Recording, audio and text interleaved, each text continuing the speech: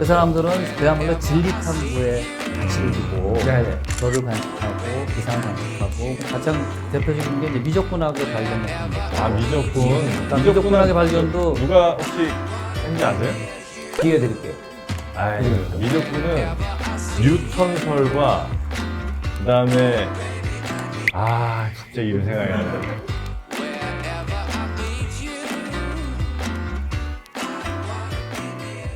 방위산업에 관심이 많은 우리 중년 아재들의 인문학 토크쇼 방산중년단 지금 시작하겠습니다. 네. 자, 그러면 오늘도 방위산업에 관심 많은 분들의 또 호기심을 풀어드리도록 하겠습니다. 오늘은 좀 수학적으로 우리의 방위산업 이야기를 좀 해볼까 하는데 수학자를 모셨습니다.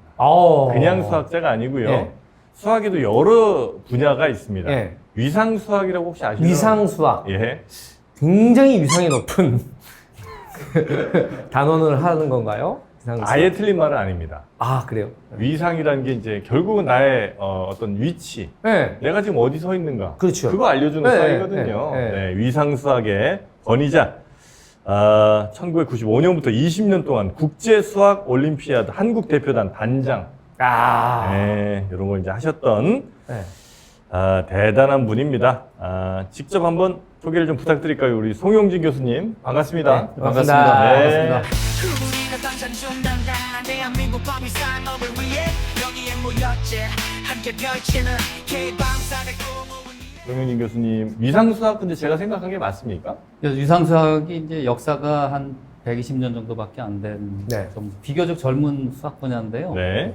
수학 분야의 한 4대 분야 중에 하나라고 보면 되겠고 약간 현대적인 형식의 이제 수학에서 좀 그것이 무엇인지 설명드리는 건 어렵지만 이제 한마디로 말씀드리면 약간 기하학하고 비슷하다 이렇게 말씀드리면 되겠고요. 또 이제 20세기 초반에 양자역학이라든가 일회성 이론이라든가 새로운 이제 물리학의 세계가 열리면서 그거에 대한 여러 가지 수학적인 전 백그라운드랄까 그런 것들을 발전시키면서 생긴 학문 분야가 이렇게 이해하시면 되겠습니다.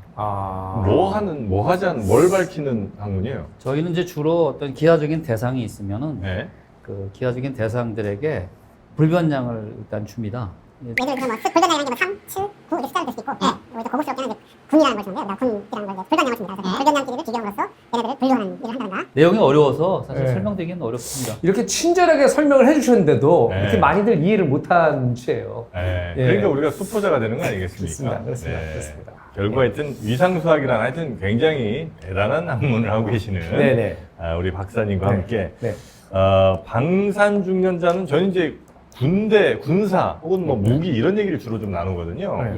혹시 이런 뭐 무기 체계라든지 뭐 군사 이런 쪽으로 관심이 좀 있으신가 모르겠습니다. 예, 관심이 좀 있습니다. 제가 예전에 해군사관학교 교관 생활도 했고요. 해군사관학교요? 예. 그래서 이제 주로 하는 일은 수학 가르치는 일을 했지만 그래도 이제 생도들하고 같이 배도 타고 무기에 대해서 관심을 좀 가지고 했었습니다. 포가 있습니다. 포가 이제 날아가는 당연히 비거리가 있을 텐데 이 포를 몇 도 각도로 올렸을 때 가장 멀리 혹은 이제 가장 정확하게 떨어지냐 이런 거 이제 계산을 실시간으로 해야 될 거 아니에요? 그렇죠. 근데 이제 모든 포마다 그 어떤 어떻게 계산해서 어떻게 할 것인지에 대한 표가 있고 요즘엔 디지털화 돼가지고 그런 게 없지만 그래서 그 상황에 따라서 빨리빨리 계산해서 이제 때리고 하겠죠. 특히 육군 같은 경우에 그래서 이제 포병 부대는 이제 수학과 출신 병사들이 대부분이 많이 있고 실제로 그 계산을 하는구나. 계산을 빨리 해야 되죠. 그래서 이제 근데 일반적으로 이제 우리가 보통은 이제 45도로 이제 가면은 제일 멀리 간다.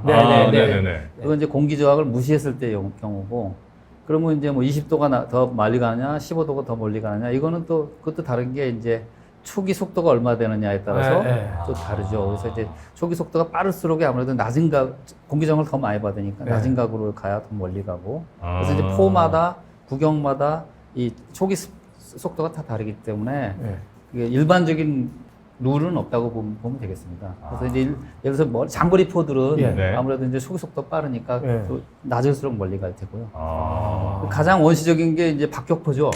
박격포 같은 경우는 뭐 조종하는 게 없이 그냥 포탄을 이런 탁 넣으면은 팡팡 튀어나오는 거니까. 근데 그거는 이제 각도가 높을수록 가까이 때리는 거고 일반적으로 낮출수록 멀리 가는 거죠.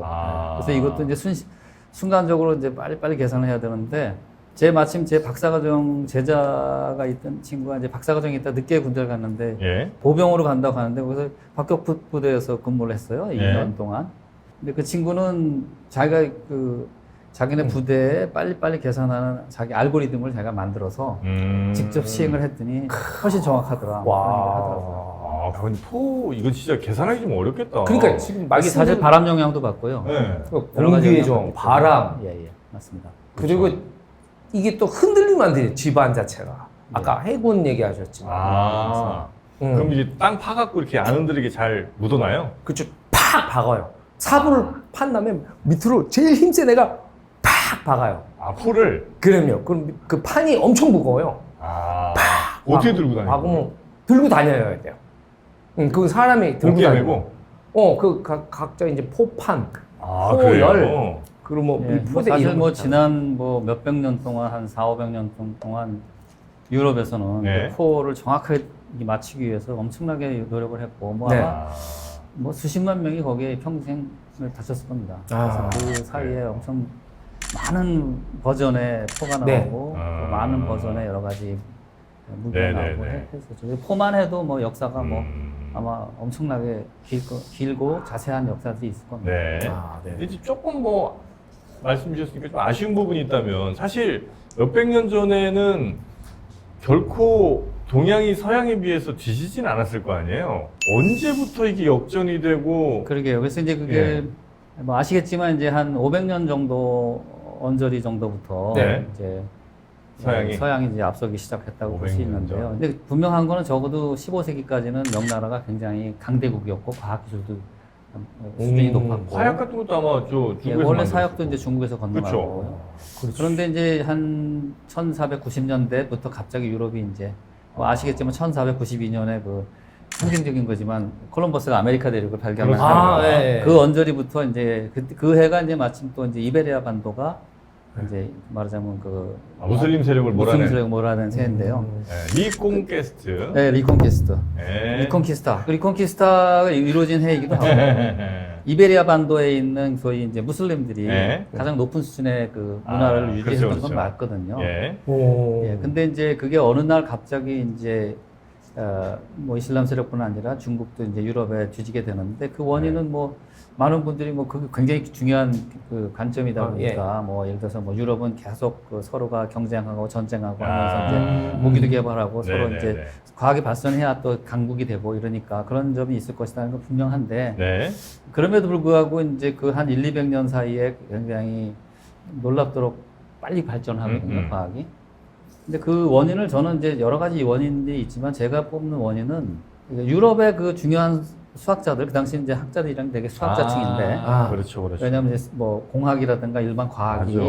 뭐 예. 분화되기 전이기 때문에 예, 예. 소위 말하면 이제 수학자들이 뭐 요즘에 말하는 수학이라기보다는 그냥 소위 이제 그 당시 수학자들은 뭐 학자 그냥 그렇죠. 학자시간 학자 이렇게 예. 보면 되는데 근데 그 사람들이 이제 과학을 발전시켰을 텐데 그들은 중국 사람들과 비교해 보면 완전히 그 과학하는 방법과 정신이 달랐습니다. 아. 뭐냐면 이제 맞아. 그 사람들은 그야말로 진리 탐구에 가치를 두고 네네. 별을 관측하고 기상을 관측하고 물건이 그야말로 뭐 뉴턴식으로 하면 물건이 왜 떨어지는지 원리를 파악하고 네네. 또 그들을 그렇게 연구하는 걸 우대해주고. 예. 근데 반면에 중국에서는 이제 실용적인 면에 너무 치중하다 보니까 그래요? 뭐 무기를 만든다든가 뭐 건설을 한다든가 여러 가지 그런 어떤 생활에 도움이 되거나 직접적인 어떤 실용화가 가능하지 않으면 무슨 의미가 있느냐 이런 이제 가장 대표적인 게 이제 미적분학의 발견 같은 것도. 미적분. 그러니까 미적분학의 발견도 누가 혹시 했는지 아세요? 기회 드릴게요. 아유, 미적분은 뉴턴설과 그다음에 갑자기 이름 생각이 안 나네. 미적분 누구죠? 그래서 영국의 이제 뉴턴하고 독일의 라이프니츠가 이제 둘이 치열하게. 근데 근데 거의 누가 베꼈다기보다는 양쪽에서 동시에 만들어졌을 것이라는 게 교수님 네, 혹시나 혼란스러울까 말씀드리는데 이분이 원래 하는 게 아니고 3% 이런 데 나가서 자기들 주워 들은 겁니다. 두 분께서는 굉장히 그 박학다식하실 것 같아요. 구분이라고 하지 마세요.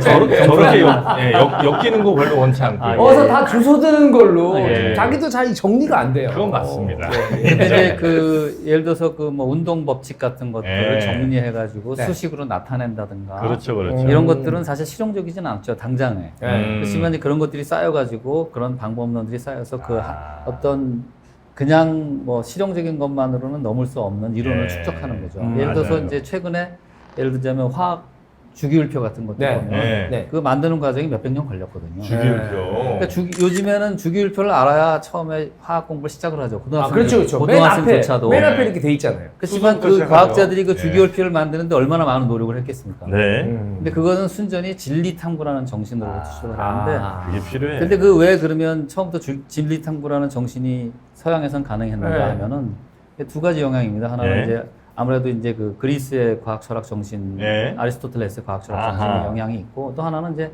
아무래도 이제 기독교라는 종교가 절대신을 믿기 때문에 네. 어떤 진리를 세상에 돌아가는 진리를 탐구하는 것 자체가 절대적인 하나님의 진리. 의지를 탐구하는 것이고 그것이 어떤 실용적이든 아니든 굉장히 가치 있다는 거 다들 인정을 했던 거거든요. 그래서 이제 뭐 예를 들어서 뭐 채소 강화 곡선 같은 게 나왔을 때 이게 엄청나게 아름답다고 다들 생각하고 많은 사람들이 그걸 뭐 굉장히 대단한 거라고 생각하고 네. 실용성은 없죠. 네. 근데 중국이나 이제 다른 문화권에서도 다 네. 마찬가지인데 실용적인 것만 국한하다 보면 이론이 축적되기가 어렵고 한 단계 더 나갈 수가 없구나. 예, 그래서 이제 그 지구가 이제 태양주를 돈다는 것도 예. 사실 많은 분들이 착각하는데 이제 착각하는 게 뭐냐면 안 도나요? 아니요. 지구가 둥글다는 것하고 지구가 태양주를 돈다는 건 전혀 다른 거거든요. 근데 이제 그게 비슷한 시기에 발견됐다고 생각하는데 사실 시차가 100년 이상 납니다. 예. 그러니까 지구가 둥글다는 거는 굉장히 일찍 알았고 아. 그 지구가 태양 주위를 돈다는 건 그보다 100년 넘게 후에 이제 알았는데. 예. 근데 그런 것들도 물론 실용성이 있기는 하겠습니다만은 그런 이제 어떤 과학적인 수준이 축적이 되지 않으면 사실 절대로 발견할 수 없는 거고. 그렇죠. 그래서 또 수학이 더 중요합니다. 수학이 당장은 야, 실용적으로 그 수학해서 뭐 할 거야? 그 뭐 계산하는데 뭐 무슨 산수만 좀 하면 되지 무슨 필요가 있나?라고 생각하시는 분들이 있지만 결국은 그 수학적인 발전들이 쌓이고 쌓여서 실용적으로도 어마어마한 폭발력을 가지는 거 아니겠습니까? 예. 그래서 네. 저는 사실은 이제 뭐 이게 네. 지금 우리나라도 네. 사실 뭐 방위산업 조체도 그렇고 또 사실 우리가 이제 인공위성을 쏘아 올리는 그런 문제도 그렇고 네. 우리가 이제 빨리 선진국을 따라가야 된다는 그런 인식 네. 또 이제 또 삼성전자나 현대자동차가 대표하는 여러 가지 우리나라 산업 이런 걸 네. 보면 아무래도 우리가 이제 빨리 서양을 따라가긴 했지만 지금까지는 이제 실용적인 것 가치를 위주로 해서 우리나라 좀 그런 면이 갔는데 이제 앞으로는 맞아요. 조금 더 이제 그 오펜하이머 나오는 오펜하이머, 예. 거기도 보면 이제 그 원자폭탄을 만드는데 예, 맞습니다. 이런 물리학자들이 거기 참여를 하잖아요. 그래서 네, 그분들이 네, 네. 거의 다 중요한 일을 했고 오펜하이머 자신도 이런 물리학자고. 맞습니다. 근데 이제 우리나라 예를 들자면 좀 극단적인 예 우리나라가 이제 누리호 사업이라고 인공성 쏘아올리는 네, 사업을 네, 네. 20년 넘게 했는데 네. 아직 그 실용화 단계도 좀 멀고 그러니까 네. 그걸 전부 기술적으로만 해결하려고 하는 거예요. 그러니까 거기에 이론 물리학자, 수학자들 이런 사람들이 참여를 시켰어야 되는데 전혀 그런 걸 하지 않고 네. 그냥 이거는 이제 기계공학적으로 아니면 전자공학적으로 네. 제로공학적으로 해결할 수 있다고 생각을 하고 계속 사람들이 하는 일을 이른바 컴퓨터, 기계 컴퓨터가 나와서 머신 컴퓨터가 나와서 대체하게 된 겁니다. 네. 이거 놓치면 안 됩니다. 네. 요즘 조금 기대 나쁘시더라도 이게 우리 정영진 씨 때문에 그냥 좀 마음을 하시는 분도 있을 수 있습니다. 아, 나빠요?